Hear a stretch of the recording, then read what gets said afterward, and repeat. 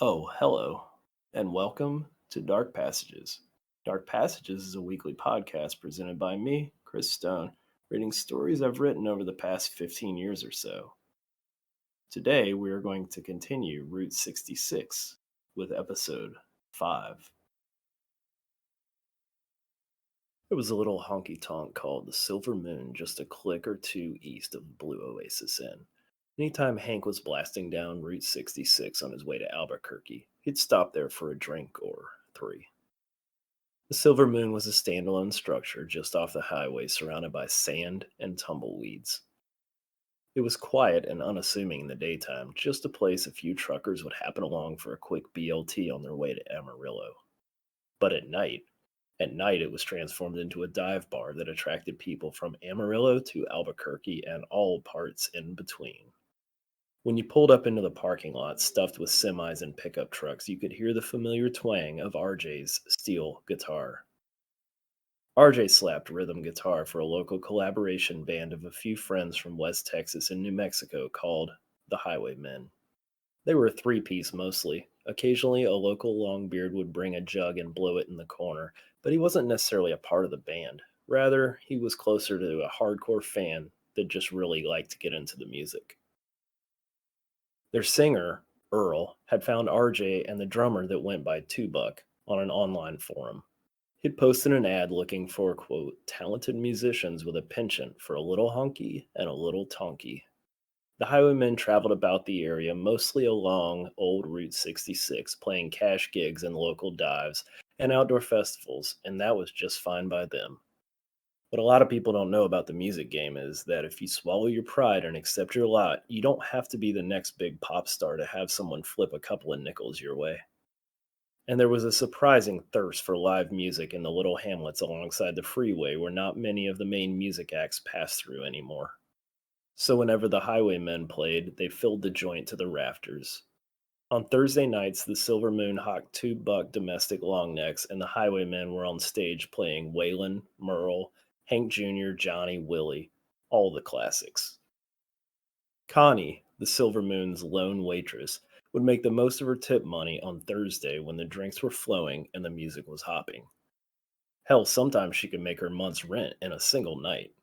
Tonight was no different. Tonight, the place was packed to the gills, men and women in their cowboy hats and boots, denim pants and skirts, dancing to whatever the highwaymen had queued up. On stage, Earl stood stoic, a guitar hanging loosely at his side, the microphone on the stand, his hands cupped around it. His black Stetson hat hid his eyes from the crowd in shadows, but his bright white teeth were bared like a wolf's fangs as he sang. His boot thumped its own beat on the planks below. Behind him, RJ strummed on his Yamaha acoustic guitar, his fingertips white from plucking. Two Buck hammered the drums behind them. Connie had needed to hurry between tables to make sure that she could keep every man's thirst quenched. A good waitress would have their beers on the ready, cold and uncapped, and she most certainly was that. Hank would never claim to be a true country music fan, especially when the mainstream poppy new shit had taken over the airways. But he had to hand it to the old guys. When old Hank Jr. was singing about drinking and fighting, something about it really hit home with him. It made him wish he was like one of those guys, just drinking, fighting, and wrangling women. His real life was just so much more mundane than that. He'd never tell anyone at the Silver Moon, but he was as stiff as a cardboard box. You see, he was nothing more than a middleman. He dealt in materials, packaging mostly. He was the guy that sold plastic bottles to bottlers. He was that guy that put boxes in UPS's hands. He dealt boring, durable goods. There was money in it, sure, but it wasn't sexy. It wasn't exciting. So instead, he told Connie and anyone that would listen that he was in the import game and everything was all hush hush. He was running goods from Mexico to Albuquerque. He didn't say drugs, but he let them assume what they wanted to. Of course, deep down, he knew he wasn't fooling anybody. Who took their wife along on a nice little interstate drug run in a late model station wagon? But when he was in the Silver Moon drinking long neck Coors and tapping his foot to the highwaymen, he could pretend. Everyone is someone different to everyone they meet. Here, Hank was mysterious. He was interesting. Here, he could be someone else. Even with that, he could only be Hank the roughneck smuggler for so long.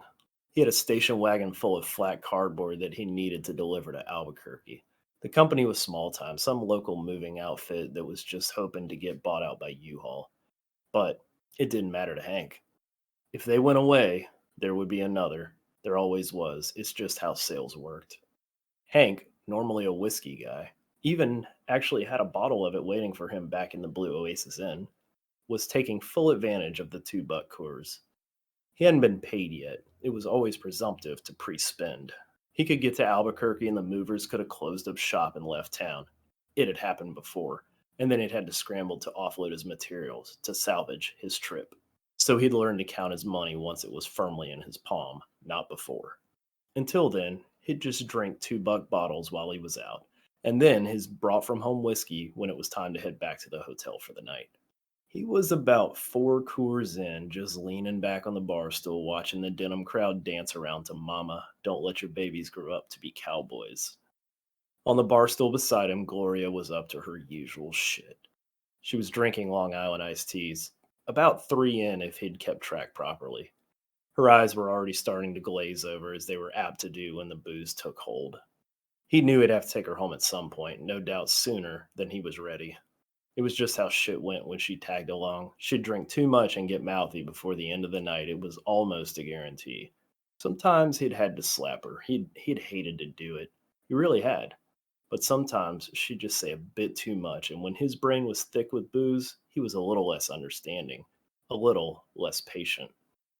Another cause, Hank. Connie, the waitress, was back. Con had the sweetest smile and the best fucking timing. And if he wasn't married to Gloria, he'd swoop up Con and carry her right the fuck out of that place, just like Richard Gere did in that old movie that set up unrealistic expectations for women forever.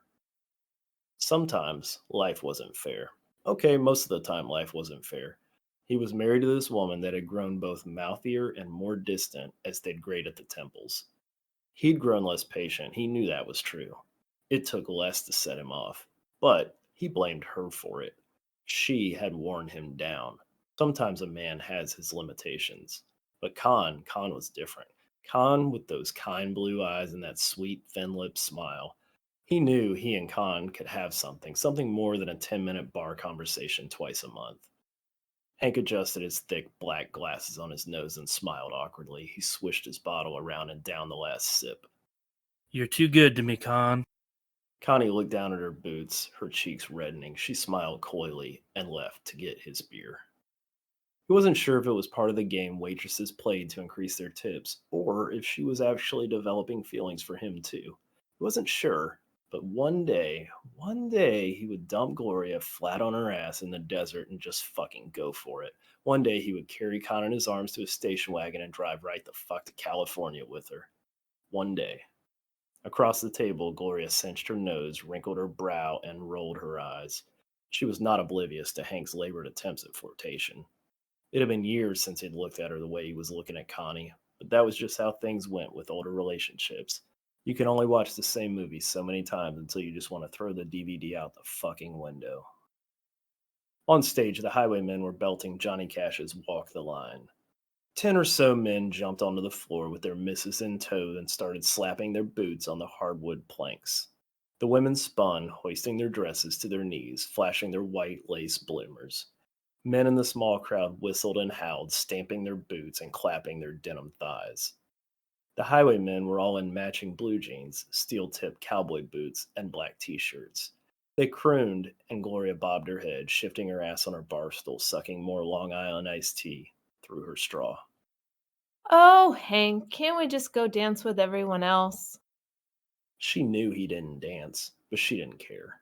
She was always trying to get him to do things that he was not comfortable in doing, and it irritated the fuck out of him. It was her passive aggressive way of getting back at him for flirting with Connie. He shook his head no. Oh, come on. She chided, her eyes red and watery with booze. She waved a dismissive hand at him and got up and headed for the dance floor without him. Connie returned with 2 ice-cold, long-neck Coors. She sat down in Gloria's empty chair and popped the top off both with the bottle opener she had attached to her hip. The bottle caps clanged off of the floor. She gave a beer to Hank and took the other one for herself. She grinned across the table and clinked bottles. She upturned the beer and swallowed half of it in a go. Out on the dance floor, Gloria was kicking her heels to their cover of There Ain't No Good Chain Gang, spinning and lifting her jean skirt as Johnny Cash sang. Mama, don't you worry about it none, though. Everything's gonna be alright, Mama. They're teaching us a lot of new things in here, Mama, like there ain't no good in an evil hearted woman. Kicked back in the chair opposite him, Connie asked. Just popping through again, Hank. Hank's attention was on his wife on the dance floor. Her spinning and skirt lifting had gathered a crowd of men in tight jeans and cowboy hats. He was sick of her. But in a weird way, she was still his, and the attention she was garnering was angering him. Those men, some half her age, were clapping their hands and thighs, hooting and hollering as she danced. He turned to Connie. Sorry, what's that, Con? Connie smiled that warm smile of hers, the one that put the patrons at ease, the one that earned her the best tips at the Silver Moon. Oh, I just asked if you were just passing through. You know, one of these days, you're gonna happen through here and just stay. That's how we all wind up here. She winked. There was that flirtation again. Something real, something derived. He couldn't be sure. He wanted to tell her that he would stay today, that he would take her in his arms, and they would walk right out of the Silver Moon and into the rest of their lives together. But he didn't. He never did. The booze wasn't thick enough yet for talk like that. Yeah, they got me taking some product up to Albuquerque, but you're right. He smiled in spite of himself. Connie tipped the Coors to her thin lips and downed the rest of the beer. She returned the empty bottle to the table, reached across, and patted the back of Hank's hand. You just leave her behind next time. And you know old Connie. I'll be waiting. He didn't know if she meant it. He never did, flirting or angling for a tip. He smiled anyway. I know, Con. I know. Connie left the table, swiveling her hips in her too tight jeans over to a table of guys in black Stetson hats. She leaned over it, accentuating her bosom beneath her unbuttoned flannel, and said, What'd he have, sugar? Hank loved her, or at least he thought he did. But he couldn't have her. It was all bullshit. It was all a game. In a movie, he could leave with her, but in real life, he was tied to the annoying woman he was stuck with. She'd have half his shit if it came to it. And that was something that he could just not abide. The world was fucked. They had no kids. She had no job. She ate his hard earned cash for breakfast. And yet, after all of these years of loveless marriage, if he dumped her, she'd still get half. Sometimes life wasn't fair. He adjusted his thick glasses on his nose and returned his attention to the dance floor and saw Gloria hip to hip with one of the cowboys. His hands on her hips, moving her where he wanted her, bringing her closer. She had a hand on his tense shoulder, her head tilted back, smiling. Here, he couldn't be with Connie, a person that he had a natural, undeniable attraction to, but Gloria was allowed to go out on the dance floor and grind hip to hip with some trucker in a stiff pair of jeans and a cowboy hat. He couldn't have what he wanted, and she knew it, so instead she was out there on the dance floor flaunting everything, putting his nose right in it, his face flushed with an anger that he wasn't sure he would be able to control.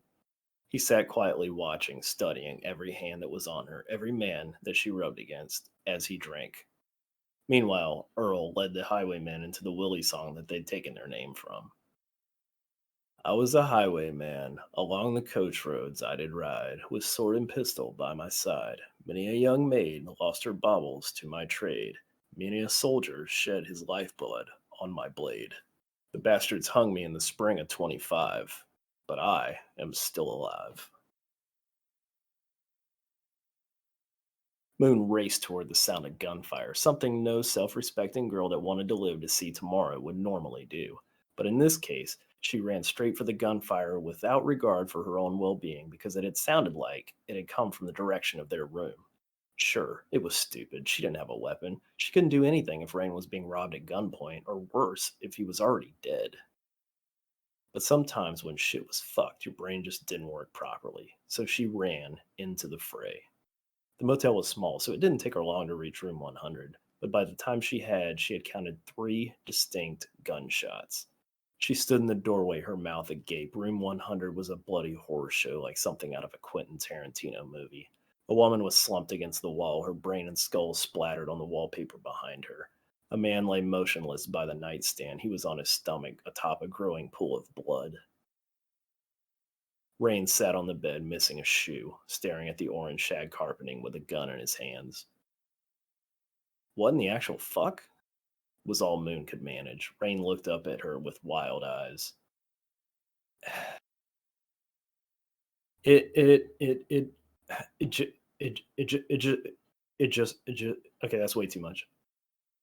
It just went off. It just went off. He stuttered, the gun still dangling loosely in his grip. Rain pointed the gun at the woman with the splattered head. He was beating her, and had to do something. His voice, nope. Rain pointed the gun at the woman with the splattered head. He was beating her, and I guess I had to do something. His voice was hollow, oddly void of emotion. In an attempt to snap him out of it, Moon yelled, "We have to get out of here right fucking now." What about them?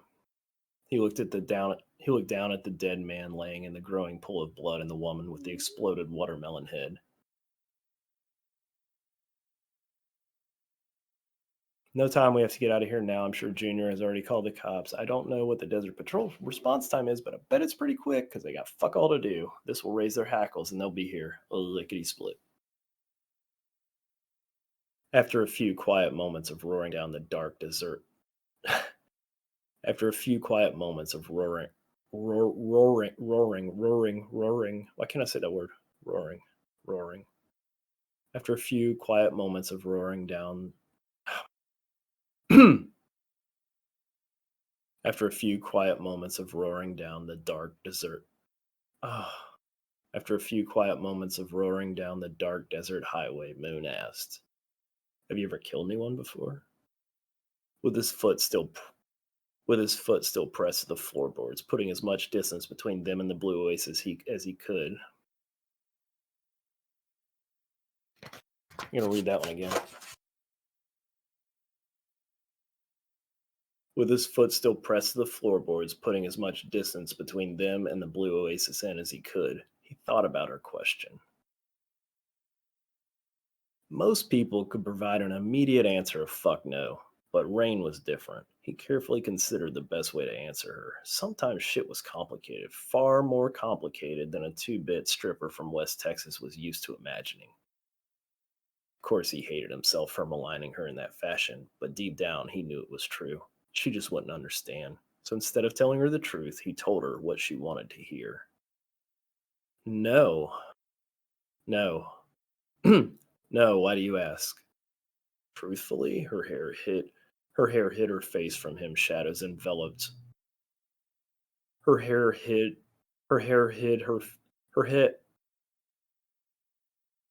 Her hair hid her face from him, shadows enveloped the car and the roadway beyond. His headlights carved 2 tiny beams through the blackness.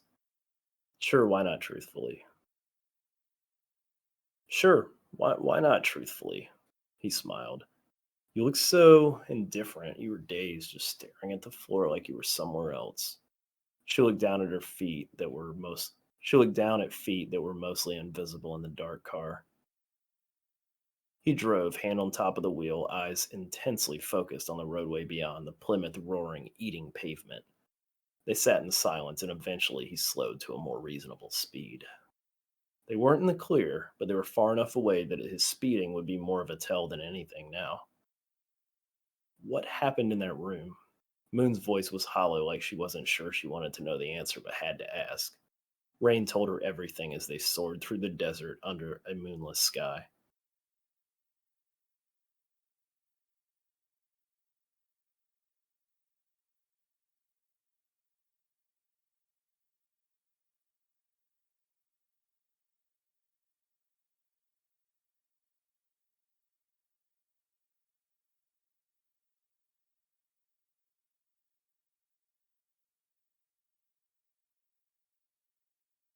Thank you for listening to this episode of Dark Passages.